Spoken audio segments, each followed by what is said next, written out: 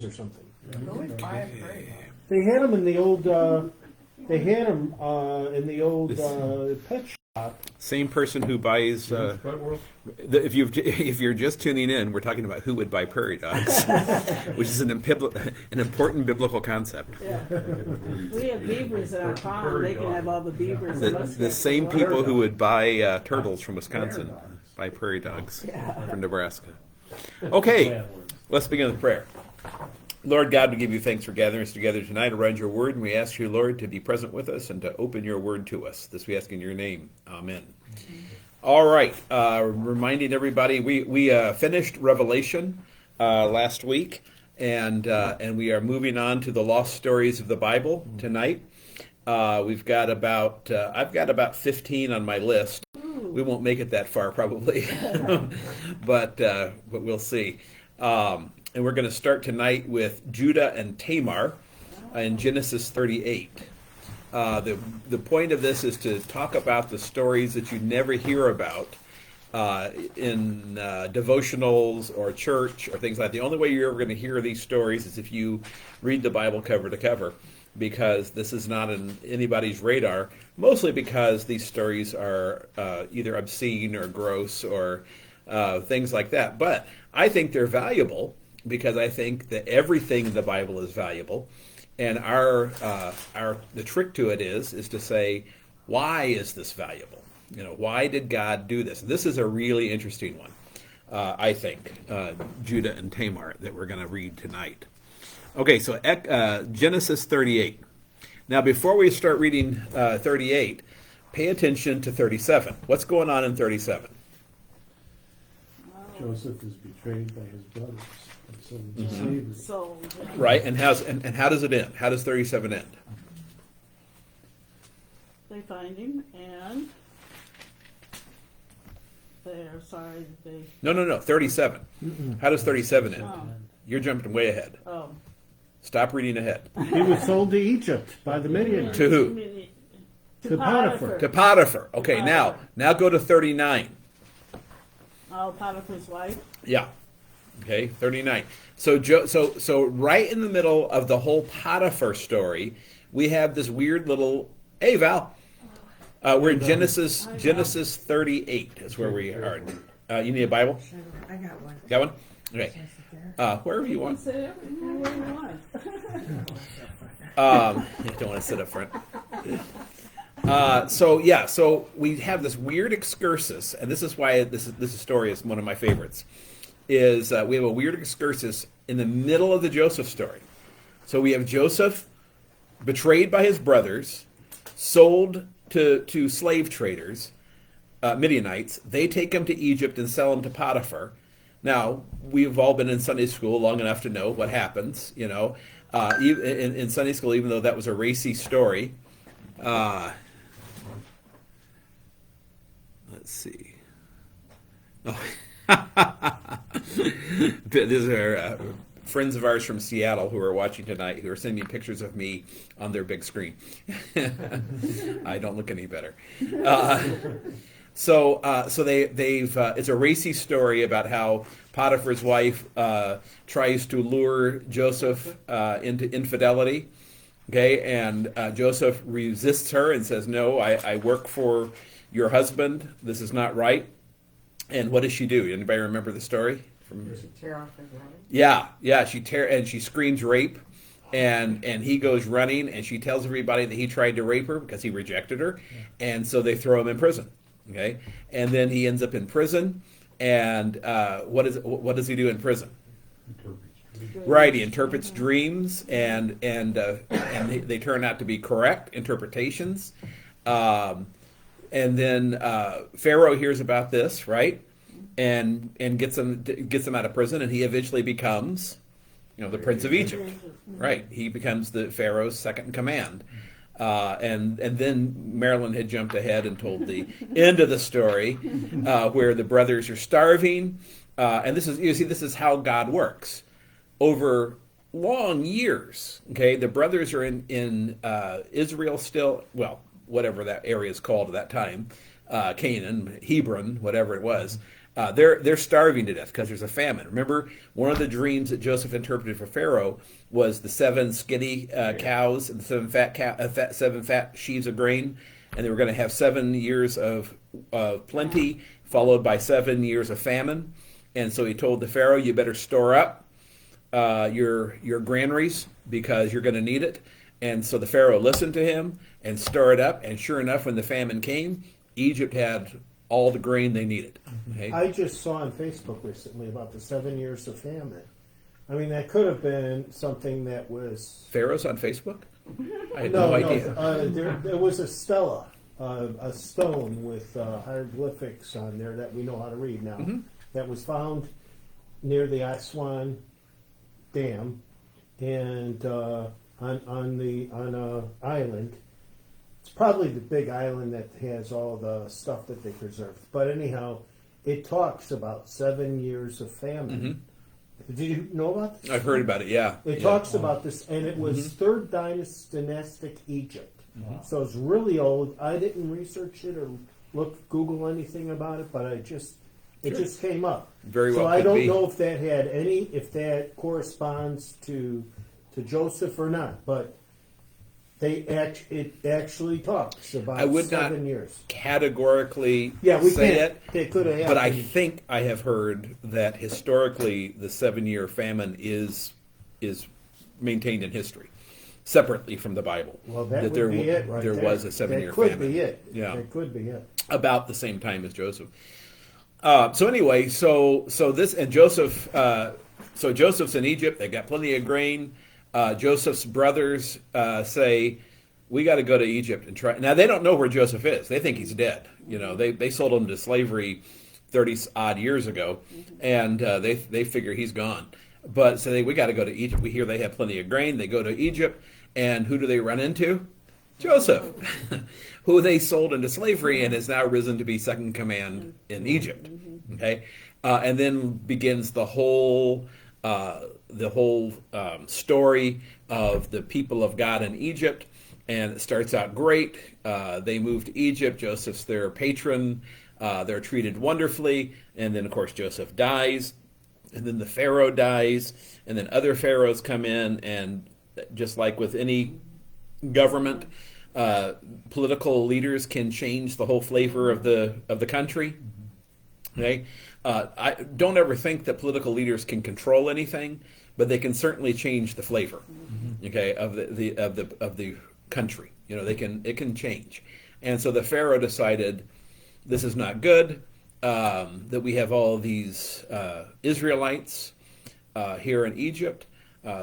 By this time, they were well over 1 million. Some people say maybe 4 to 5 million in Goshen. That's where they were living. And so 4 to 5 million. Some I've heard estimates as high as that. Yeah, at least 1 million, maybe as high I always as thought even it 4 was to a 5 million, million. but 4 to 5. Yeah, All of those people left. yeah, yeah. I mean, 1 million is enough. Yeah. I mean, It had to take days. Oh, by the way, to even get what out I of town. learned, it was the Latin phrase, non posse, non peccare. You probably heard that. Yeah, Not possible not to sin. yeah, And that's what the Reformed believe. That it's not for the unregenerate, the unsaved. It is not possible for them not to sin. Everything they do is sin. right, yeah. They're bondage, and they're very much. They're Okay. very much into I bondage. can't get to into the- bondage of the will right now Okay. on a different story. And so, all of that. This is the big frame for 38, and then we have this weird story in 38 that has nothing to do with any of that. Okay, it seems that way anyway. And so, in chapter 38. It happened at that time that Judah went down from his brothers and turned aside to a certain Adullamite whose name was Hira. There Judah saw the daughter of a certain Canaanite whose name was Shua. He took her and went in to her, and she conceived and bore a son, and he called his name She conceived again and bore a son, and she called his name Onan. Yet again she bore a son, and she called his name Shelah. Judah was in Chezib when she bore him. And Judah took a wife for his firstborn, and her name was Tamar. But Judah's firstborn, was wicked in the sight of the Lord, and the Lord put him to death. Then, this is a good story to tell your children when they're misbehaving. Then Judah said to Onan, "Go in to your brother's wife and perform the duty of a brother-in-law to her, and raise up offspring for your brother." But Onan knew that the offspring would not be his. So whenever he went in to his brother's wife, he would not waste the semen. He would waste the semen on the ground, so as not to give offspring to his brother. And what he did was wicked in the sight of the Lord, and he put him to death also. Then Judah said to Tamar, his daughter-in-law, "Remain a widow in your father's house till Shelah, my son, grows up," for he feared that he would die like his brothers. So Tamar went and remained in her father's house. In the course of time, the wife of Judah, Shua's daughter, died. When Judah was comforted, he went up to Timnah to his sheep shearers, he and his friend Hira the Adullamite. And when Tamar was told, "Your father-in-law is going up to Timnah to shear sheep," she took off her widow's garments and covered herself with a veil, wrapping herself up, and sat at the entrance to Anim, which is on the road to Timnah. For she saw that Shelah was grown up, and she had not been given to him in marriage. When Judah saw her, he thought she was a prostitute, for for she had covered her face. He turned to her at the roadside and said, "Come, let me come in to you." For he did not know that she was his daughter-in-law. She said, "What will you give me that you may come in to me?" He answered, "I will send you a young goat from the flock." And she said, "If you give me a pledge until you send it." He said, "What pledge shall I give you?" She replied, "Your signet and your cord and your staff that is in your hand." So he gave them to her and went into her, and she conceived by him. Then she arose and went away. Taking off her veil, she put on the garments of her widowhood. When Judah sent the young goat by his friend the Adullamite to take back the pledge from the woman's hand, he did not find her. And he asked the men of the place, "Where is the cult prostitute who is at Enaim at the roadside?" And they said, "No cult prostitute has been here." So he returned to Judah and said, "I have not found her." Also the men of the place said no cult prostitute had been there. And Judah replied, "Let her keep the things as her own, or we shall be laughed at. You see, I sent this young goat, and you did not find her." About 3 months later, Judah was told, "Tamar, your daughter-in-law, has been immoral. Moreover, she is pregnant by immorality." And that word immorality can also be translated prostitution, if you'll see in the footnote. Mm-hmm. And Judah said, "Bring her out and let her be burned." Whoa, burned. As she was being brought out, she sent word to her father-in-law, "By the man to whom these belong, I am pregnant." And she said, "Please identify whose these are, the signet and the cord and the staff." Then Judah identified them and said, "She is more righteous than I, since I did not give her to my son, Shelah, and he did not know her again." When the time of her labor came, there were twins in her womb. And when she was in labor, one put out a hand, and the midwife took and tied a scarlet thread on the hand, saying, "This one came out first." But as he drew back his hand, behold, his brother came out. And she said, "What a breach you have made for yourself." Therefore his name was called Perez, which means breach. Afterward, his brother came out with the scarlet thread on his hand, and his name was called Zerah. All right, so the story shows up in the middle of the Joseph story. Joseph had just been sold to Potiphar. So Judah now, sometime after they've sold Joseph into slavery, we don't know how long exactly, but whatever amount of time had passed till he got sold to Potiphar, he marries a Canaanite woman, and he has a son with her by the name of Then she gave birth to Onan, and then later to Shelah. Okay? Now, I like that did evil, and the Lord put him to death. I love the Old Testament. There are no punches pulled. No. Do evil, you get put to death. Mm-hmm. That's the way it is. Eye for an eye, tooth for a tooth. Don't follow me, you die. That's all there is to it. That never changed, you understand. Okay, we still live with that today. That if you do evil, you are worthy of death. What's different for us today? The cross. Cross. Right. That Jesus paid the price on the cross. The sentence has not changed. Okay? Sin gets death. Only blood forgives sins. The whole sacrificial system of the Old Testament was set up for blood to be used to point to the blood of the Lamb that would forgive all sin. Yeah. Don't we get kind of led, though, to believe that you sin and you die, like, immediately, almost? In the Old Testament? Murderer was sinful, and he killed him. Right. Well, that doesn't happen to us like that. Or that doesn't happen to everybody. Well, They don't all no. get killed as soon as they sin. We don't know how long he was sinful or what. I mean, for instance, throughout the books of Kings and Chronicles, you keep on hearing about the kings, and they did evil in the sight of the Lord. Okay, but we don't know how many chances the Lord gives us. He may have given 1,000 chances to straighten up his act. We're not told all the intervening. We're not told anything about his life. Just that he got married, he did evil, he was killed. Right. So yeah, so it's not a matter of, it's not necessarily do one wrong thing and you're dead. I mean, I do understand, too, that because of sin, we are going to die. We aren't going to live forever like we would have initially. Correct. Mm-hmm. But, so, I mean, I understand that part of it. Right.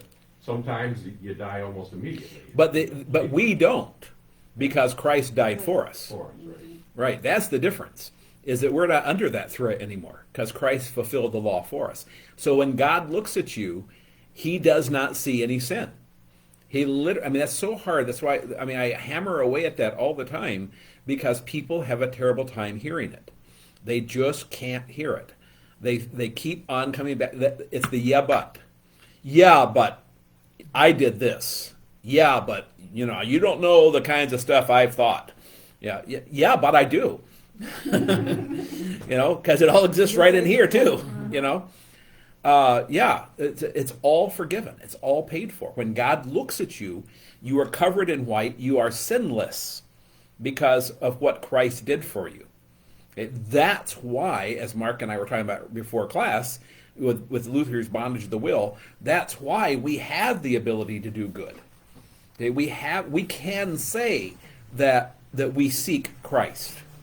We can say that honestly because we're empowered to do so by the baptismal waters that flow over us and by the body and blood that feed us and the word that instructs us. We can do that. Without that, we couldn't. Our only option would be evil because we have no power to do good without Christ. So that's where you are. Can I say one thing? Yeah. I think it's interesting about the story as far as the Tamar and the sons of Judah. Mm-hmm. The heir, they don't tell you what he's done, and like you said, he could Right. have been sinful for a long Who time. knows? But the Onan, they tell you what he did and why. We're coming there. We're coming there. Okay, 'cause that's This- like a really big Jewish law. Oh, yeah. Big thing to not do that. Like you Right. would be sentenced to death right away. I mean, I could Right. see God striking you down. Just But like even if you don't keep under the Jewish law, if you don't keep the Sabbath, you are to be dead, So many times I have heard, killed. usually from middle school boys, asking the question, "Is it a sin to masturbate?" Because of the onanism. It was even called onanism. But that's At not one what's time. happening here. What's Right. What's Right. what's happening is So- he's denying his He's- brother an offspring. That's Well, right, that's right. more important than that, he's enjoying sex with his sister-in-law, and then at the last minute, spilling his seed on the ground so that he doesn't create an heir. He doesn't want to create an heir because of money. I don't get Right, it. Where's money because it would be Because his the brother's Judahs heir. Would go to because the firstborn, if he had a son, would be the oldest son's firstborn child, so Correct. he would be the one first in line to inherit everything through the family. Correct. But if there is no offspring, then Onan would get it off. So Onan gets all the sex and all the money. That's what Onan's sin is. Onan's sin is not masturbation. He's having sex with his sister-in-law as he's supposed to. That's Jewish law. If the brother dies, then the next brother steps in, and then the next brother steps in. And Judy's down there thinking, "Thank God Dave didn't die."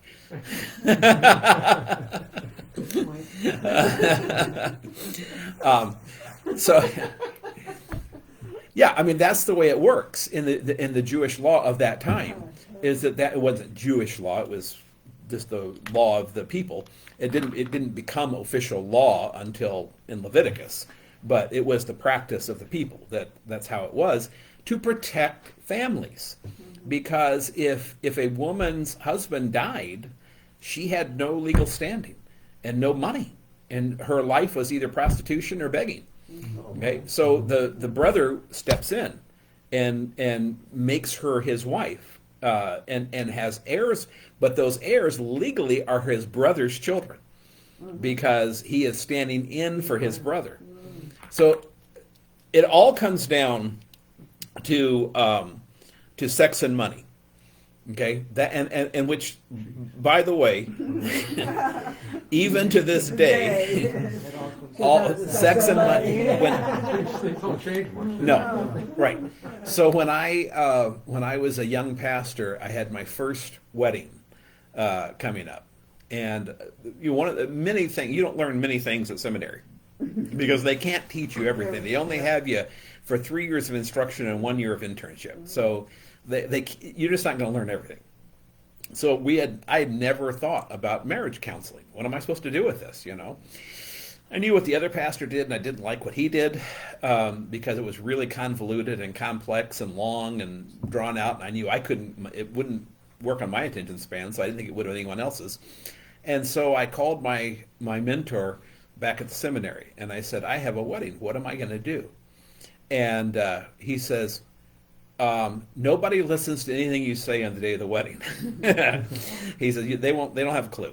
So go through the scriptures that are pertinent to weddings, and he gave me which ones he thought were the most pertinent, and discuss them. And remember that all of the problems in marriage are caused by money, sex, and family. That's it. If you can overcome money, sex, and family, you'll have a long marriage. And you're going to have to overcome them. And it's so interesting because then years later I went to what's called Prepare Enrich, which is a system that I use to this day. I've been using it for, I don't know, probably close to 30 years now. And it's an inventory where people answer 10 questions in 10 different categories, from strongly disagree to strongly agree, and then agree, disagree, and neutral in the middle. And the whole inventory centers around money, sex, and family, What's the one name way or of this another. thing? It's called Prepare/Enrich What's is the your name of the advice program. as far as not like getting over, like, you said you got to get over money, sex, and family. Uh-huh. What do you tell people to get over sex? To get over it, Like, I mean, like if it's a problem, like what if the lack thereof is a problem or something like Right. that? What would be your advice to them? well, the biggest biggest part of that advice is that sex has far more to do with affection than it does with sex. Is that people need affection. Yes. And the more you can do in a relationship to give one another affection, where you have a powerfully affectionate relationship, sex in one way or another will just follow. Yeah. Okay? And obviously, sex changes with age. As we get older, things change, but the affection doesn't change. And that's what, when you look at these couples that are, I used to love to look at Bishop and Beverly, who have been married for 60 some years. I can't remember how many years they were married, but 60 something. The affection was so strong. It was just a powerful thing to see in that marriage. Affection. Start working on affection. Right. Like one thing I'm starting to do, like in the morning, I hate kisses and don't touch me. Like I just Yeah. but I'm forcing myself to give Brian a kiss before he leaves. Yeah. And I don't want to do it, but I do it. Right. And so like stuff like that, like little stuff like that. Right. Yeah. Daily compliments. Okay. Daily dialogue. Those are things that in every relationship are difficult, because the longer you're together, the easier it is to sink into a rut, and just especially once you have children. Children just throw monkey wrenches into everything, because you're so busy trying to keep them alive for 18 years, that you just forget about each other. And that's why a lot of families, a lot of couples The 2 times couples have the biggest struggle, biggest struggle are 7 years into the marriage. You know, the old the movie. Remember the old movie 7-Year Itch? It's an old, yeah. It's true though. You look at people, and somewhere between 6 and 9 years is where they have a huge struggle very often. And then the other one is when the last child leaves home. Is because you have to renegotiate your marriage, because you've spent so many years trying to keep children alive. That was your one goal. Yeah, ours will never leave home. Never have to worry about it. They just keep coming back. That don't work, let's see Masters and Johnson. Yeah. Yeah. Do they fill out this individually? Yes. Yeah, that's what I thought. Yeah, And they then fill you it out put individually, together and then they talk send it about into a central data center, and they Oh, they compile it, and then they send me a feedback sheet that says, here's where they're strong, here's where they're weak. And what I always tell people when I do premarital care, I don't call it counseling because I'm not a therapist. I have a lot of training in therapy, but I don't have time to be a therapist. I can't do it. But I do premarital care, and I do some post-marital work, but not a lot. It's just too much. It's too exhausting. I can't do it. I don't have the time. But what I always tell people is, I said, my goal here is not to tell you whether or not you should get married, because over the years of all the couples I've married, by the way, the first one I married they're still Still married. together? Really? Yeah, and they were How married. long? Well, it's been 34 years, I guess, this summer. 'Cause it was my first year out that I married him. So this summer, 34 years. And they had both been married before. They both had kids from previous marriages, and they were my first couple. And his son nearly died in the ceremony because we had a sanctuary that had steps up, and then a gap, and then the altar railing, and then steps up to the altar, the old style. And they used to put these beautiful wrought iron candelabras Oh my gosh. that were up in the front, And so my very first wedding, the son, I can see him out of the corner of my eye start to waver back and forth, standing up for his dad. And I don't even, it's my first wedding. I've only been in like 3 weddings, my own one and a couple others of friends.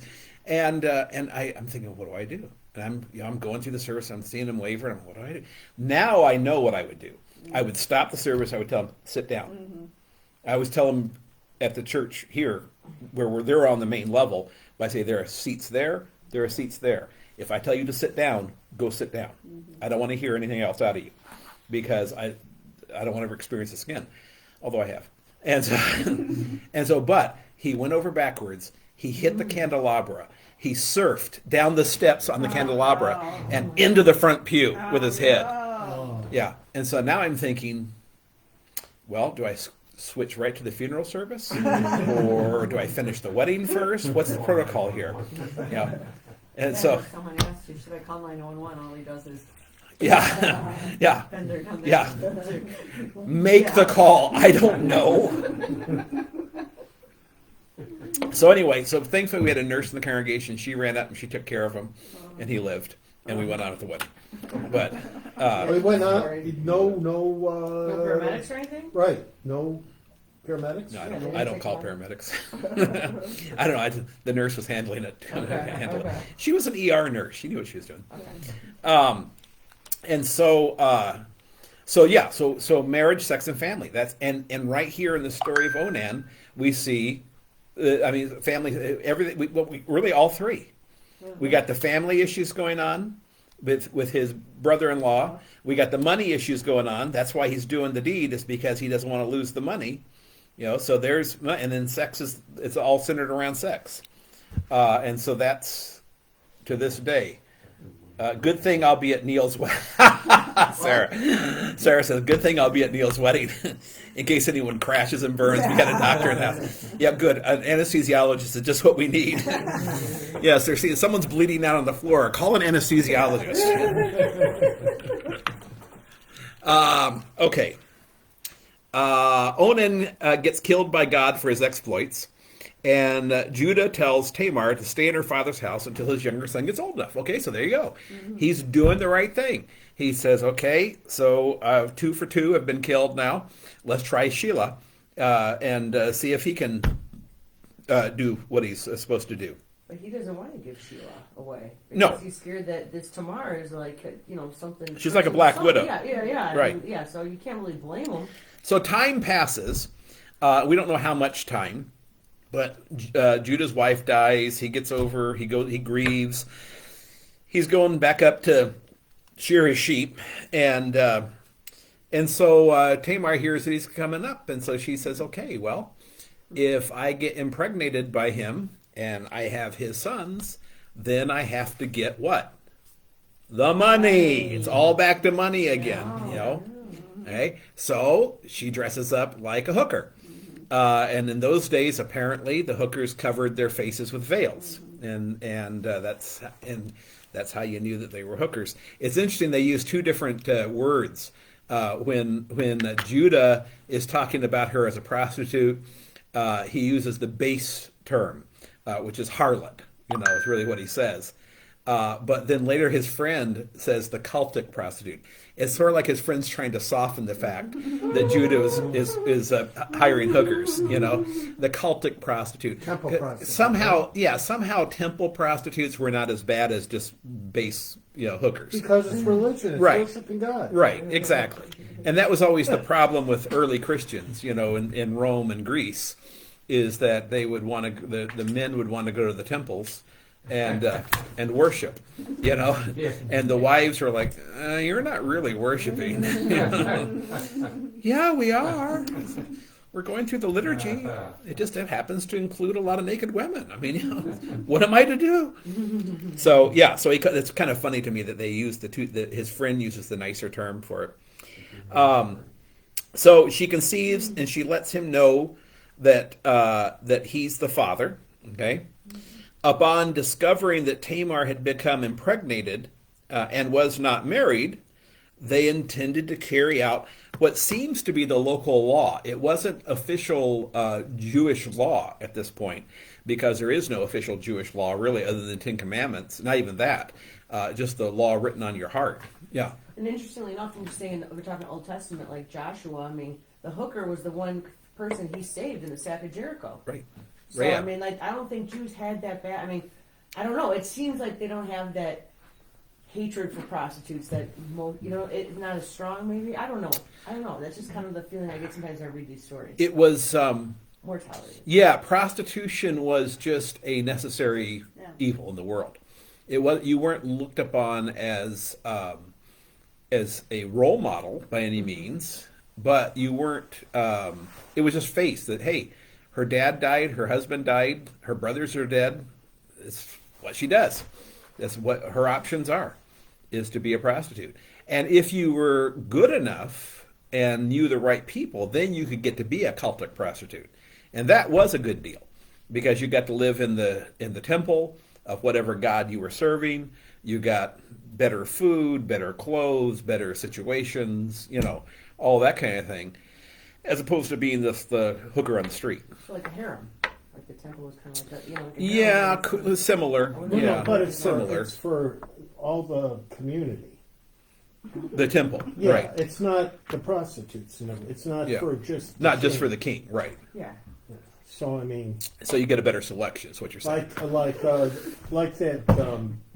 like the book they just had Purim in the Jews to celebrate Purim, and that's in the book of Ruth. Mm. No, No, Esther, it's isn't not it? Ruth. I know Ruth. It's Esther, isn't it? Esther, in the book of Esther, and her father sends her to be the concubine of the king of Persia. Oh. Yeah, I mean, it's like your dad says, okay, be this. Yeah. Yeah, it was really a position of honor in those days to be a part of the harem. But because of that, and she obeyed her father, she became queen of Okay. Persia. Wrong book. We're in Genesis. So back to Genesis. We have to ask the question here: Why are they going to burn Tamar? because That's horrible. yeah, because apparently that was the local law for an unfaithful wife.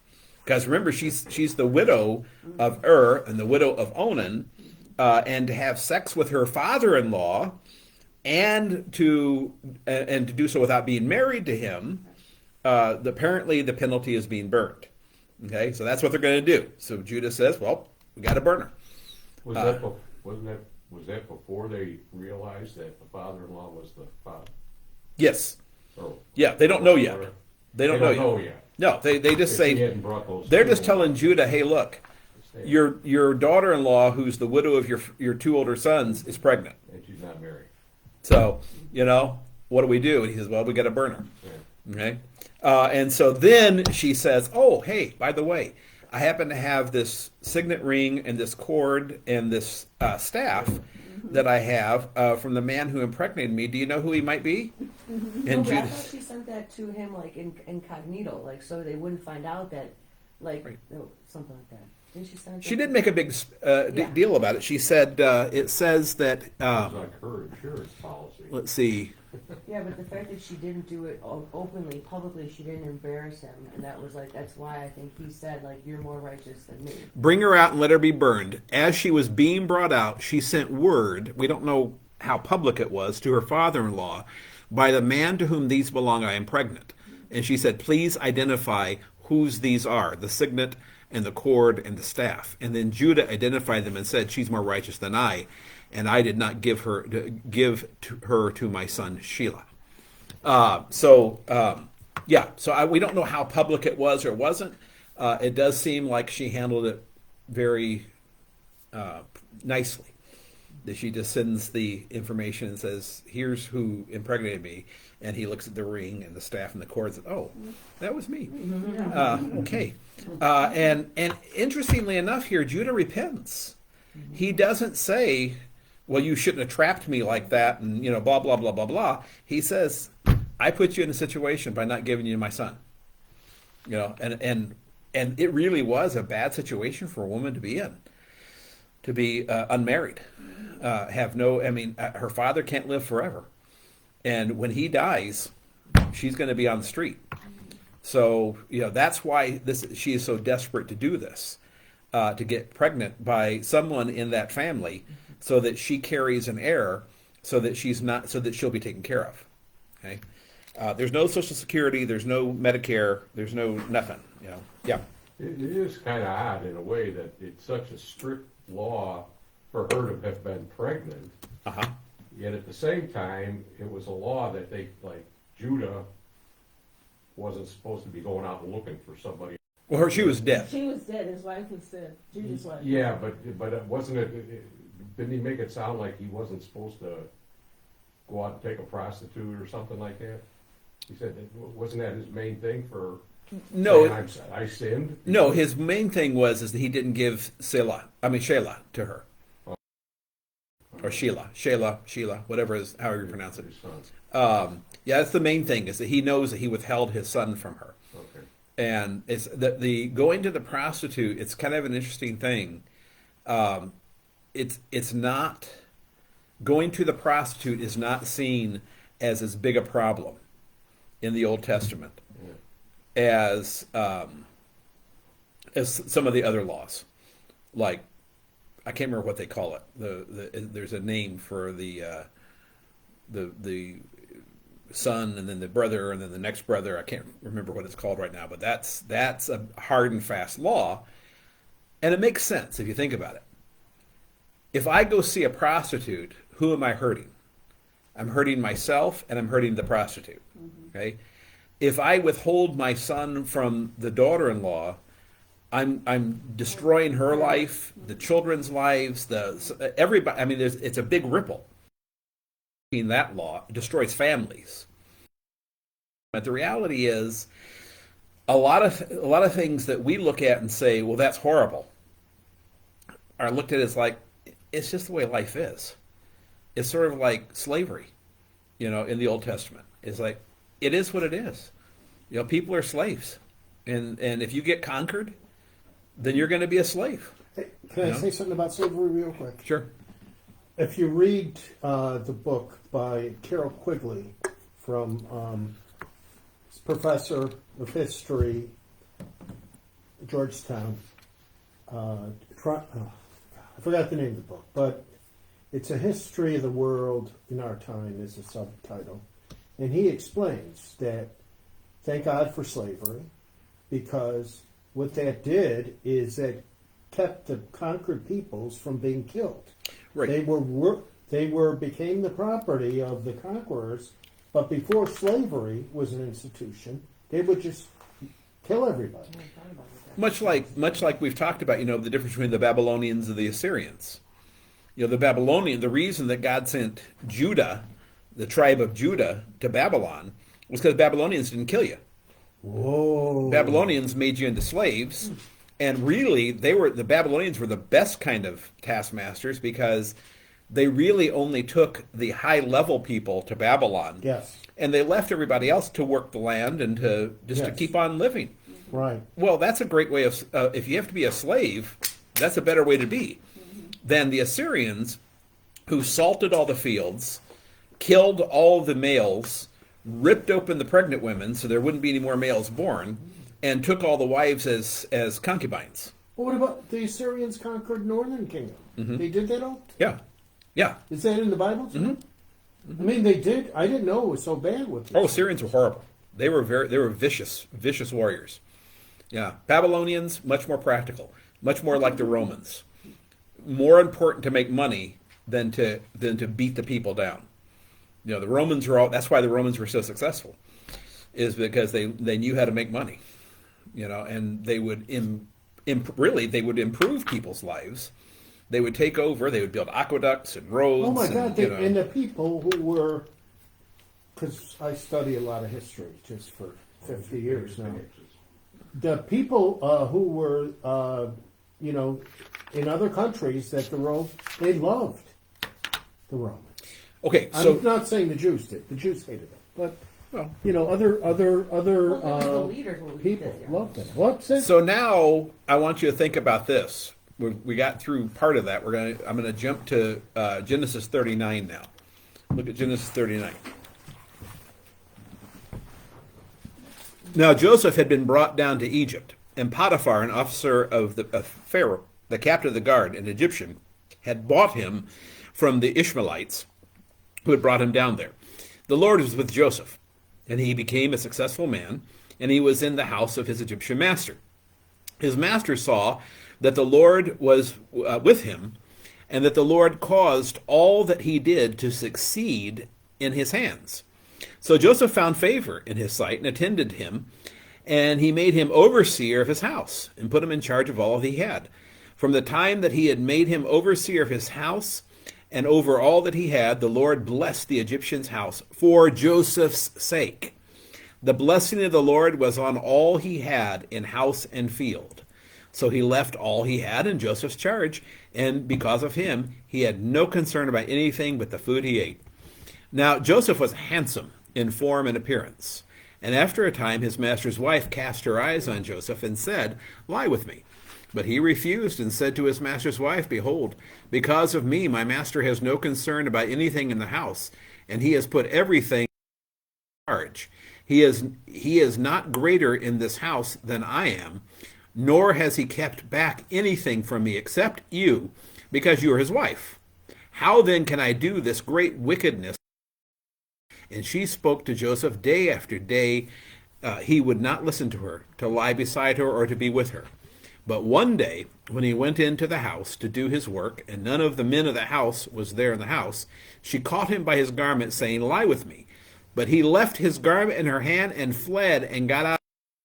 She saw that he had left his garment in her hand and had fled out of the house. She called to the men of her household and said to them, "See, he has brought among us a Hebrew to laugh at us.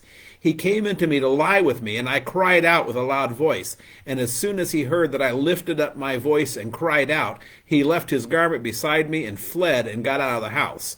Then she laid up his garment by her until his master came home. And she told him the same story, saying, "The Hebrew servant whom you have brought among us came in to me to laugh at me." But as soon as I lifted up my voice and cried, he left his garment beside me and fled out of the house. As soon as his master heard the words that the wife spoke to him, this is the way your servant treated me. His anger was kindled, and Joseph's master took him and put him in prison, the place where the king's prisoners were confined, and he was there in prison. But the Lord was with Joseph and showed him steadfast love and gave him favor in the sight of the keeper of the prison. And the keeper of the prison put Joseph in charge of all the prisoners who were in the prison. Whatever was done there, he was the one who did it. And so forth and so on. The last words in that chapter, the Lord made it succeed. Whatever Joseph did, the Lord made it succeed. So now you see, you have this story of Judah and Tamar inserted into the Joseph and Potiphar story, and Potiphar's wife. Why? What's the Lord showing us here? I think it is the Lord is showing He's sovereign and is in control of everything. Yeah. So certainly one thing. You have to do good, you're good. Yeah. God will reward you. God rewards people with earthly rewards when you follow Him. Okay, that is a hard thing for people to grasp, but it is what God promises over and over again. Will it be the rewards that you want? Not necessarily, because you might not want the right things. Does a 3-year-old want healthy vegetables and fruit and milk and things like that? No, a 3-year-old wants donuts and Oreos and candy, and that's what they eat. And the parent says, no, sorry, you can't have that because it's bad for you. Okay, that's just the way it is. Good parents limit their children's diets. Good parents force their children to go to bed on time. Good parents force their children to go to church and learn about Jesus. That's what, and it's always forcing. Every time I hear a parent say, well, I don't want to ram it down their throat. No, feel free, ramming speed, full steam ahead. Ram that down their throats. Because I guarantee you that Satan is ramming everything else down their throats. Yep. Yeah. But I remember a conversation we had a while back about that Joel Osteen guy, and I commented how I hate he says God's favor, and he always seems to equate it with money and a better and power. Job, but it always does kind of go back to money. Mm-hmm. But it's always one way or another. But my point is just what we just said, that it is God gives earthly rewards Yes, for He does. being obedient. Yeah, So but- in a And way, the thing about Joel twists the thing about Joel Osteen is like Satan, he takes a grain of truth Yes. and twists it. Okay, To make his point. Okay, so does God reward good behavior? Absolutely. Does He reward it in the way you think it should be rewarded? Not necessarily. Okay. So Mark might live a godly and righteous life and still not be a multimillionaire. Okay, because God says you don't need multimillionaires. You need to use what I give you to use, and everything you have is what you have, and use it. So whenever people tell me, I hear this more than once a year. Boy, Pastor, if I win the lottery, I'm going to buy the church this, or I'm going to make sure the church doesn't have any deficit, or I'm going to do this. And I always say, well, what are you doing with what you have now? Yeah. Don't worry about the lottery. Worry about the $100 bill in your purse. What are you doing with that to serve the Lord? That's the question. What are you doing now? Because I guarantee you this church would never have a deficit if people all gave in a faithful way. If everybody gave in a faithful way, and I don't mean faithful being, well, I give every week $1.50. Yeah. No, yeah. If I don't know if there's it's not in the Bible, but I think somewhere there should be a rule that says if it costs less than a latte, it's not really a gift. Where does the 10% come from? The tithe. Tithe. That's what the word means. Oh, Tithe like means 10. Yeah. Mhm. Okay. And it's what it was really. It's funny because people will How say, did they come up with that number? right, because it comes from, remember that in the Old Testament you have a theocracy. There's not church and state are not separated. They're the same thing. And so the church state operates with the money that comes in through the temple, right? And it was actually not 10%. 10% was one part of it. There was also another part that was another 10%, another part that was another 10%, another part that was another 3%, and you actually were required to give 33%. So if you're in the 35% tax bracket, you're right where the Bible wants you. You know, so 10% was one portion. It was the thank offering was 10%. Then when the rest of it was other tithes to use to run the country. You know, because you don't have a tax base. You have everything runs on the temple. Well, so I do taxes, you know, for you know, not just me and Brian, but like Yeah. I always go through the book. And it's interesting because our state income tax is 5%, and if you make over like 125, you're at 24%. And that was just Yep. clicking. I'm like, it's actually 30% right now. Like, Right. isn't it funny how things Yeah. don't change? Right. And so when you get into the New Testament, Jesus says, "Give faithfully." So 10% is a target. You can use that, but you're not required to do anything. So Jesus says, "Be a faithful giver. Give cheerfully. Whatever you can give faithfully and cheerfully is what you should give." If you're, you know, God doesn't want a grousing giver, because God doesn't need your money anyway. The giving is for you, not Him. You know, if everybody stopped giving tomorrow, God would still be God. It's not like He needs a paycheck. You can make more money. Yeah, yeah, He can just create. He's like Joe Biden. He can just print it. Yeah, I mean, yeah, it's not for God. It's for us. You know, tithing is for us. Is for us we are given the privilege to be co-creators with God. That God says we're going to create this world of Christianity and of faith, and obviously it costs money to do that, and you're going to be in charge of part of it. That's really kind of exciting. I mean, it's the difference between a teacher who I used to have I'm thinking back to middle school, and I had two different shop teachers. One did everything for us in the front of the room and showed us how it was supposed to be done. The other one gave us all the materials and said, "Do it." Now, whose projects turned out better? The first guy. But we grew a lot more from the second guy. So that's like God gives us the materials and says, "Create, do it." You know, and a faithful Christian says, "Yeah." And not only that, but the more you create, the more exciting it gets. And that's why people, every time a stewardship board asks me, "How do you get people to give?" I say the same thing: word and sacrament. As people are filled up by word and sacrament, they automatically give. It's the way it works, because they're excited about creating with God. Yeah. Yeah, I don't think they never could pin Jesus down as to how much. But there are always subtle things going on, like somebody might say, "But Lord, I give faithfully, I give a tithe," or something, you know, maybe he'll mention it. Yeah. And then he told the story about the woman who gave the 2 coins. Right. And that's was all she had. Right. You know, so now, you know, and then the rich ruler, he said, you know, unless you can give away all your possessions, you know, you won't pass into heaven, you know. Right. So he never could pin him down on anything, but he gave examples both ways. Yeah. You know, of people who gave a little, people who Faithfulness. gave a lot. You know. Yeah. What he wants is Of what they faithfulness. had. Yeah. So I tell people every year when we talk about these kinds of things, when it comes up, I preach on tithing whenever it comes up on the text, but it's between you and God. You know, don't ask me how much you should give. I don't know how much you should give. I know how much I should give. I don't know how much you should give. It's between you and God. You got to figure that out, and you got to be comfortable with your gift with God. What I suggest is because it's really hard to go from 0 to 60 in 1 week, is I suggest people say, we're going to give this percentage, and whatever the percentage is, I know we can do this. Okay, I guarantee you this is.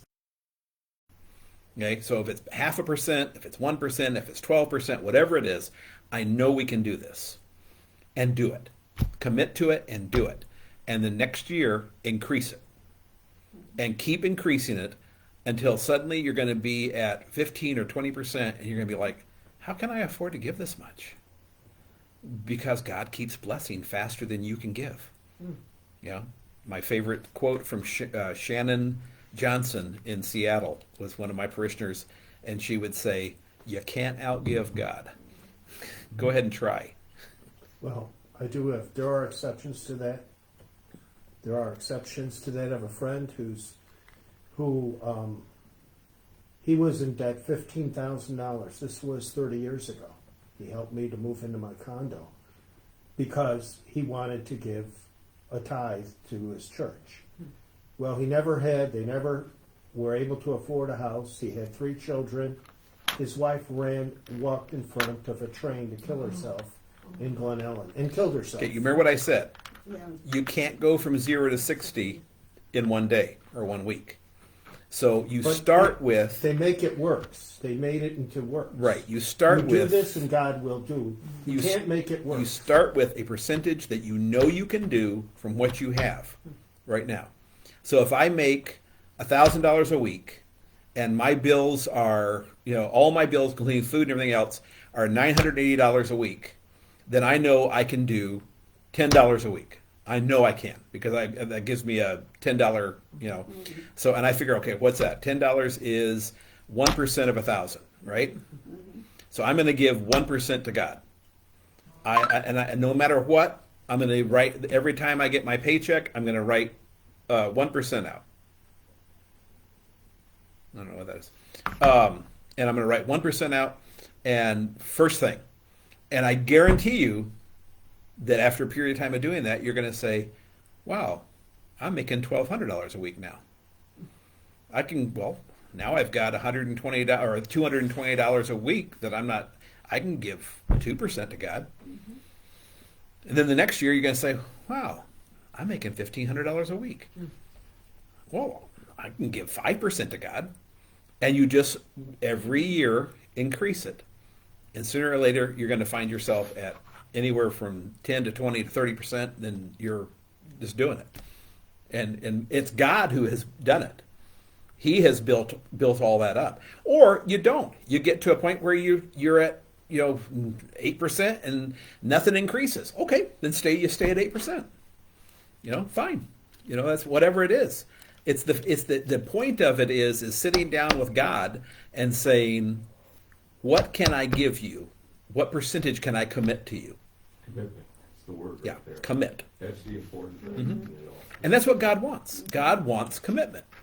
But then, like, I'm thinking about what Mark said, if they were giving based on works and not out of trust in God, then is that maybe why they weren't getting blessed back? You can't get blessed by works. It's impossible. No, it's not. It is I mean, impossible. but It's if part- you're still it's giving, part- it's no, part of that's what we were stewardship. just saying. That's Well, what no, we just we're said. talking faith. We're talking faith. But you cannot make God bless you by your doing works. That's the whole You Reformation. can't make God bless you. But it's time. But God time, promises. Talent and resources. Well, God And promises your a lot time of and your things, talent but can be in it's works. twisted. Yeah, No, God. but I think but what you mean by works is that they're doing it because not with a giving, faithful heart. They're giving out of obligation. Well, They were also giving what they couldn't afford. the Word of Faith people destroy the poor. I've seen it over and over and over. They annihilate the poor. I've seen the poor lose their lives in those churches more than once. Usually it's the middle class that gets wiped There's out. a story in the Bible. I believe it might be in one of Paul's letters. I'm going to get you to help me find it one day. But it was like maybe we'll just use Philippians.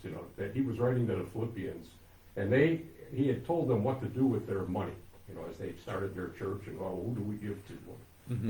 And they actually gave, and then they ran out of places to give, and they were asking, we got more, we want to give more, where do we give it? I mean, it's a great stewardship story. Right. It's a huge stewardship story that these people wanted to keep giving more. Yep. And they just were asking Paul, where do we go next? Yeah. Right. And that's the way it works every time, is that God does bless when you follow his law. When you're faithful to God, he blesses you. There's no doubt about that. It may not be in the way that you are expecting. It may not even be in a way that you want. Because not all blessings from God are understood as blessings. because we don't have the full knowledge. Yeah.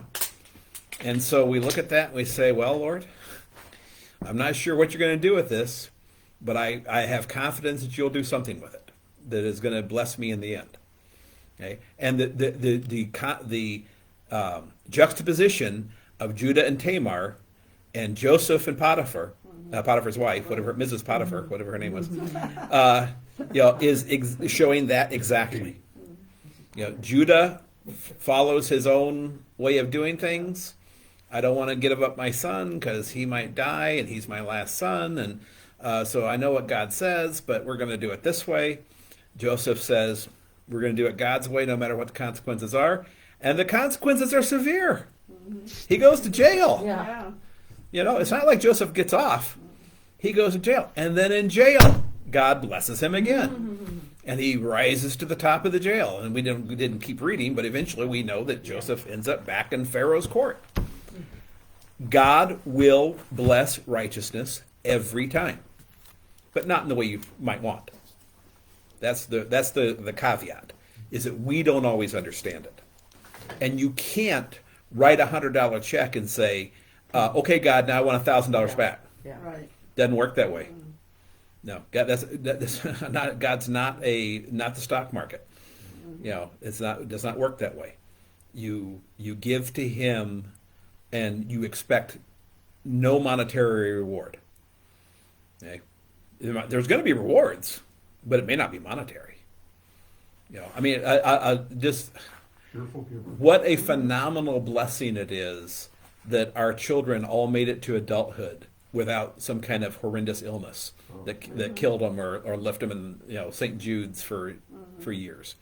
What a huge blessing that is. But people don't think about that. They don't say, oh yeah, what a huge blessing it is that I made it down the tri-state and didn't get killed. That's a huge blessing. People get killed all the time on the tri-state. Why not me? Why didn't you get killed today driving your truck? So many things go right all the time. Yeah. Right. All right. Well, we will pick up next week. We will finish this one. We didn't quite finish because we need to talk about the kids. Yeah, I want to know what happened to the twins. Yeah, we need to talk about that. And then next week we'll finish that up, and then we'll pick up Ehud, the left-handed man. And that's one of my favorites of all time. Judy has heard it many times because the youth group has heard it many times over the years because it's a great story. Let's close the blessing. The Lord bless us and keep us. The Lord make His face shine upon us and be gracious unto us. The Lord lift up His countenance upon us and give us peace. Amen. So we're going to just try to work our way through. Why do you think my great aunt always used to say land of Goshen? Yeah, because the Israelites know, like, lived in Goshen. Yeah, that's where they lived. But what did it? I don't know. I think it just became a saying. I don't know the etymology of the phrase really. I think it was the best part of Egypt, honestly. Either I remember. it's either that or it's from I Indiana. know it's from the Bible. Yeah, No, Goshen, Goshen Indiana. was just like Sodom and Gomorrah. It says it was as the land of Eden. Let's see. Oh, I forgot to check. Let's see what we God got here. just destroyed all those people for their wickedness. Let's see. Comments on the online. Will there be Saturday service this week? Yes. There will be a Saturday service this week. What for? Only Saturday that we miss is Easter Saturday, so that we can have everybody in church on Sunday. But other than that, there's always a Saturday service at 4:30.